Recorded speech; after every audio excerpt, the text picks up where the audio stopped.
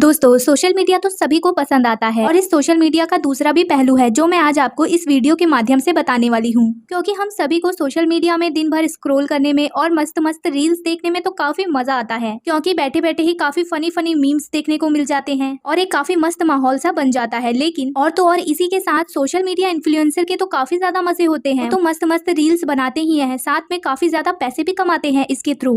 अब ये जो सोशल मीडिया मीम्स है, ये जितने मजाकिया और फनी दिखते हैं उतने होते नहीं हैं। जी हाँ दोस्तों, हम तो इन मीम्स में ऐसे खो जाते हैं कि इसके साइड इफेक्ट्स देखते ही नहीं हैं, क्योंकि जिस चीज के फायदे होते हैं उसके नुकसान तो होते ही हैं। और इसी वजह से सोशल मीडिया का एक दूसरा पहलू भी है। दरअसल यूनिवर्सिटी ऑफ पिट्सबर्ग के अकॉर्डिंग 10 से लेकर 24 साल की उम्र के लोगों में डेथ का सबसे बड़ा रीजन है सुसाइड। पर क्या आप जानते हैं कि सोशल मीडिया के आने के बाद से दुनिया में सुसाइड रेट काफी ज्यादा बढ़ गया है। अब सवाल यहाँ पे ये उठता है कि क्या सोशल मीडिया इसके लिए पूरी तरह से रिस्पॉन्सिबल है, और अगर सोशल मीडिया इसके लिए रिस्पॉन्सिबल है तो कितने हद तक रिस्पॉन्सिबल है। दोस्तों आज की वीडियो में हम इसी टॉपिक पर बात करने वाले हैं, the dark side of social media. जी हाँ दोस्तों, कैसे सोशल मीडिया रील्स के माध्यम से हमें बेवकूफ बनाता है और कैसे हम इसमें जाने अनजाने में फंसते चले जा रहे हैं, और क्या क्या तरीके हैं जिसके थ्रू हम इससे बच सकते हैं। तो वीडियो छोड़कर मत जाइएगा, वीडियो में एंड तक बने रहिए, क्योंकि हम इसमें आपके सभी सवालों का जवाब भी देंगे। तो इसी बात पर वीडियो को लाइक और चैनल को सब्सक्राइब करें और ज्यादा से ज्यादा अपने दोस्तों में इस वीडियो को शेयर करें। चलिए दोस्तों, इसमें हम सबसे पहले ये फाइंड आउट करते हैं कि सोशल मीडिया हमारी लाइफ को अफेक्ट कैसे करता है। यूनिवर्सिटी ऑफ पिट्सबर्ग के डॉक्टर जेलेंजी की एक स्टडी के अकॉर्डिंग एक इंसान अगर हर रोज 2 घंटे से ज्यादा सोशल मीडिया का यूज करता है तो इसकी जिंदगी में स्ट्रेस, डिप्रेशन और सुसाइडल थॉट बढ़ जाते हैं। और अब आपके दिमाग में ये सवाल जरूर आएगा कि ऐसा होता क्यों है, क्योंकि हम तो बस सोशल मीडिया रील्स देखते हैं, उससे सुसाइडल थॉट का क्या लिंक होगा।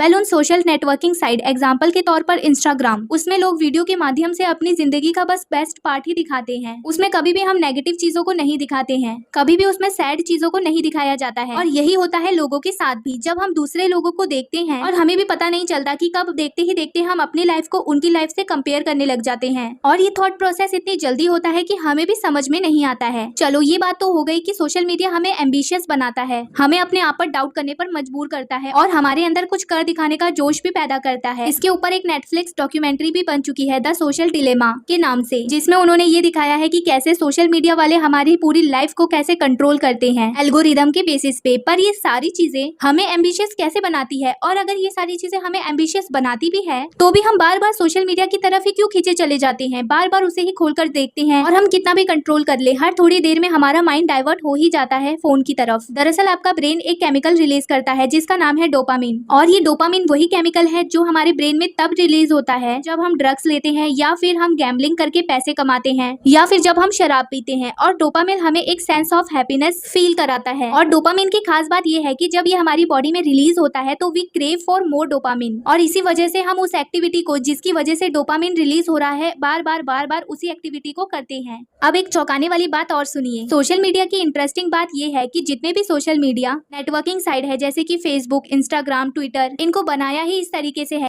कि आपकी माइंड में डोपामिन का रिलीज मैक्सिमम हो सके, यानी कि ज्यादा से ज्यादा डोपामिन आपकी माइंड से रिलीज हो सके। दरअसल ये social media sites Skinner box experiment के थ्रू डिजाइन होती है। अब ये एक्सपेरिमेंट क्या चीज है, घबराइए मत, मैं आपको बताती हूँ। जैसे कि इन्होंने एक्सपेरिमेंट के लिए एक छोटा बॉक्स बनाया और उसमें एक कबूतर को डाल दिया, और इस बॉक्स में ऊपर एक बटन था जिसे कि कबूतर दबा सकता था, और उसके नीचे एक छोटा सा होल था जहाँ पर कबूतर के वो बटन दबाने पर खाना निकल कर आता था। और इस एक्सपेरिमेंट के जरिए वो कबूतर को ये बात सिखाना चाहते थे कि जब भी उसे भूख लगे तो वो उस बटन को दबाकर खाना मांग सकता है। लेकिन कुछ टाइम बाद इन्होंने उस एक्सपेरिमेंट में एक ट्विस्ट लाकर रख दिया। इन्होंने ऐसा किया कि हर वक्त कबूतर के बटन दबाने के बाद खाना देने की बजाय कभी बटन को एक बार प्रेस करने पे, कभी 2, कभी 3 और कभी 5 बार प्रेस करने के बाद उसे खाना देते थे। एक बहुत ही रैंडम पैटर्न के जरिए उसे खाना दिया जाता था। और ऐसा करने के बाद डॉक्टर ने जो नोटिस किया वो काफी ज्यादा हैरान कर देने वाला था, क्योंकि उन्होंने देखा कि जो ऐसे कबूतर थे जिनका पैटर्न नॉर्मल था, यानी कि एक बार बटन दबाने के बाद उन्हें खाना मिल जाता था, वो तो बिल्कुल नॉर्मल बिहेव कर रहे थे। लेकिन हैरानी तब हुई जब उन्होंने देखा ऐसे कबूतर जिन्हें रैंडमली खाना दिया जा रहा था, यानी कि उनके 1 बार, 2 बार, कभी 3 बार, कभी 5 बार बटन दबाने के बाद उन्हें खाना दिया जा रहा था, वो बिल्कुल पागल से हो गए थे, क्योंकि वो हर मिनट, हर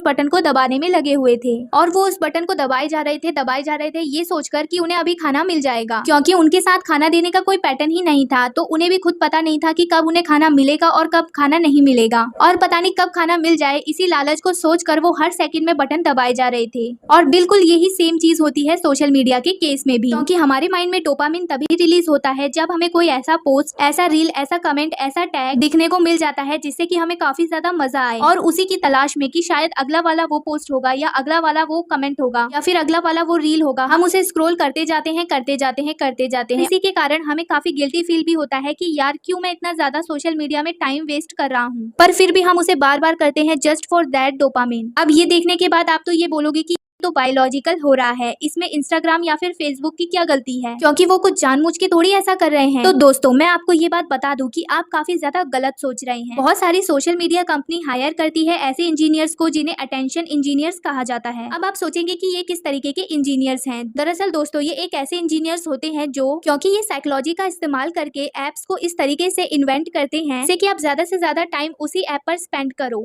इसका एक बहुत ही अच्छा एग्जाम्पल है कि इंस्टाग्राम अपने ऐप में बहुत सारे चेंजेस लाते रहते हैं टाइम टू टाइम, और उसी में से एक चेंज ये भी है कि जब इंस्टाग्राम ने अपने ऐप में एक एल्गोरिदम चेंज किया, इसमें पहले इंस्टाग्राम पर ऐसा होता था कि जब भी आप इंस्टाग्राम खोलते थे तो आपको post on the basis of upload time दिखाया जाता था। इसका मतलब जो पहले अपलोड हुई है पोस्ट वो दिखाई जाती है, वो आपको दिखेगा टॉप पर, उसके बाद जो सेकंड में अपलोड हुआ वो सेकंड में। बट अब ऐसा नहीं है, उन्होंने इसमें यही चेंज किया है कि जो मोस्ट पॉपुलर पोस्ट है वो आपको सबसे पहले दिखाई देगी, फिर चाहे वो कभी भी किसी भी टाइम पे अपलोड की गई हो। अब सोचिए कि उन्होंने ऐसा क्यों किया। दरअसल उन्होंने ऐसा इसलिए किया कि अब हर टाइम पे जब भी आप इंस्टाग्राम खोलो तो आपके दिमाग में डोपामिन रिलीज हो और आप उस ऐप पर टिके रहो, और फिर आप भी कहो कि हाँ यार ये पोस्ट तो काफी मस्त है, चलो दूसरा देखता हूँ, और फिर दूसरी भी पोस्ट काफी अच्छी लगे, और ऐसे ही करते करते आप बस स्क्रॉल ही करते रहो, और इसी के कारण आपको भी खुद ब खुद पता नहीं चलता और आप भी ऐप पर काफी देर तक लगे रहते हो। और ऐसा ही सेम टू सेम फेसबुक के साथ भी होता है। दोस्तों आपने सुना ही होगा कि man is a social animal, मतलब अगर एक इंसान इस सोसाइटी में रहता है तो उसे दूसरे इंसानों की भी जरूरत पड़ती है। ये एक ऐसी चीज है जो हम बचपन से सुनते आ रहे हैं और बचपन से फेस करते आ रहे हैं। इसी चीज का एक और पार्ट है जिसे कहते हैं सोशल वैलिडेशन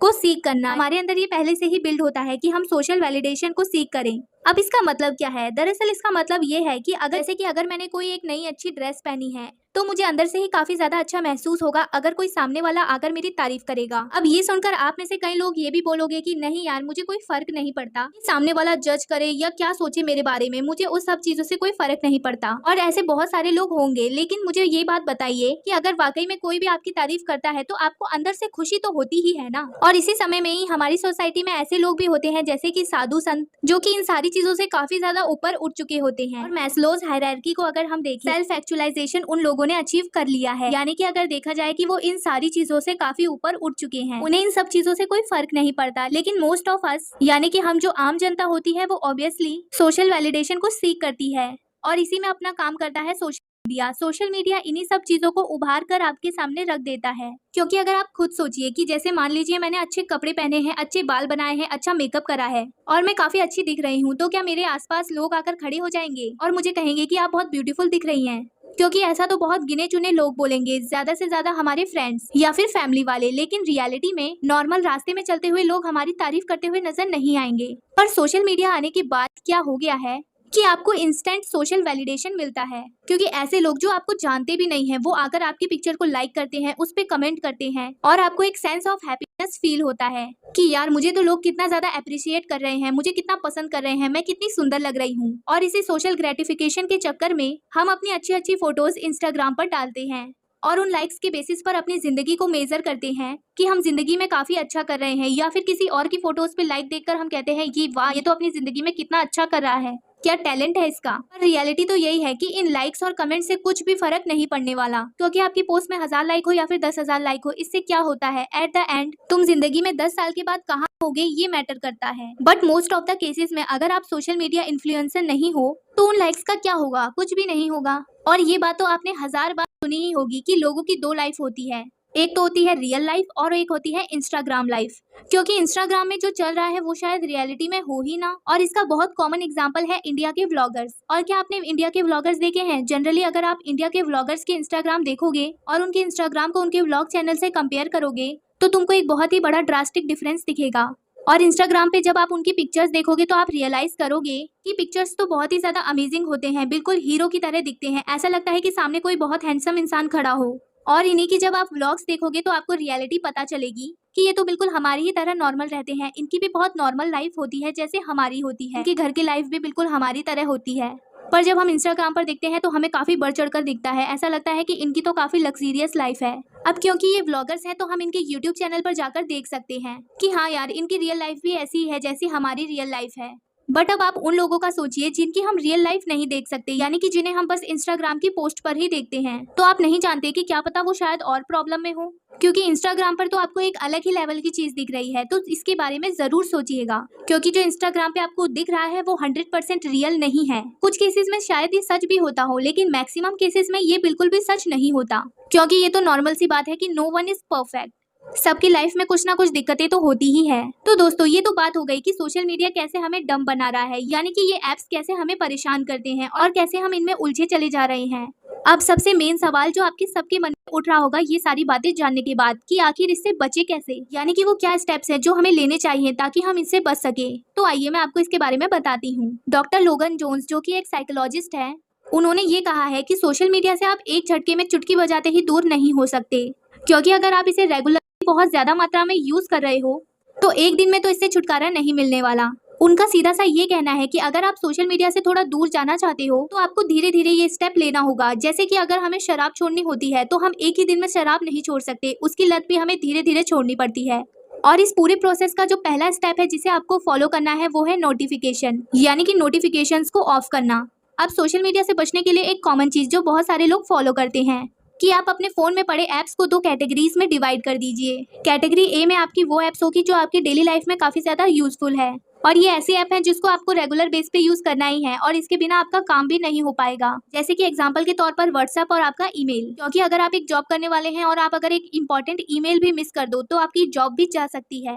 और कैटेगरी बी में होगी वो ऐप्स जो आपके लिए ज्यादा यूजफुल नहीं है, जैसे कि इंस्टाग्राम, ट्विटर, फेसबुक, जिसे कि आप पर्टिकुलर दिन में एक टाइम देते हो यूज करने के लिए। तो आपको करना यह है कि कैटेगरी बी वाले ऐप्स का नोटिफिकेशन ऑफ कर देना है।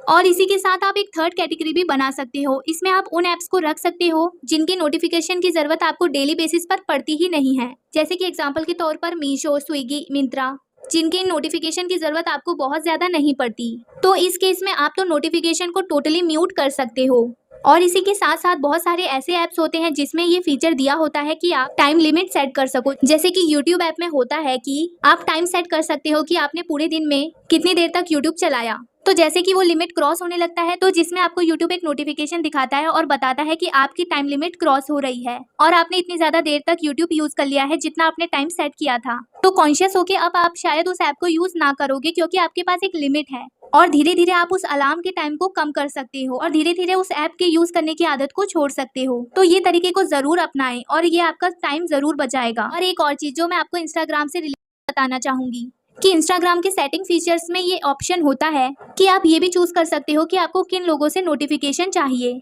फॉर एग्जाम्पल कि जैसे मैं एक इन्फ्लुएंसर हूँ तो मेरे लिए सोशल मीडिया का नोटिफिकेशन काफी मैटर करता है, पर मैंने अपने ऐप में ये कर रखा है कि मैं सिर्फ उन्हीं लोगों की नोटिफिकेशन लूंगी जिनको मैं फॉलो करती हूँ। तो इंस्टाग्राम मुझे उन्हीं लोगों की नोटिफिकेशन दिखाता है जिन्हें मैं फॉलो करती हूँ, कोई रैंडम लोगों की नोटिफिकेशन मुझे नहीं दिखाता। और जो टाइम आप इस सोशल मीडिया से सेव करते हो उसे आप किसी ऐसी एक्टिविटी में लगा सकते हो कि जो आप अपनी लाइफ में करना चाहते हो, क्योंकि आजकल सोशल मीडिया का यूज कर हम इतने ज्यादा बिजी हो गए हैं कि हम अपने एम्स को यानी कि अपने सपनों को ही भूल गए हैं। लाइफ में कुछ अचीव करना, कुछ मेहनत करना, कोई बड़े बड़े एग्जाम्स पास करना, हमने आजकल के टाइम में इन्हें टाइम देना तो काफी बंद ही कर दिया है और इसके बदले सोशल मीडिया को ज्यादा टाइम दे रहे हैं। तो आप भी प्लीज ये गलती मत कीजिए और ज्यादा टाइम अपनी पढ़ाई को दीजिए या फिर उन सपनों को जिससे कि आप अपना और अपने परिवार का नाम रोशन कर सके।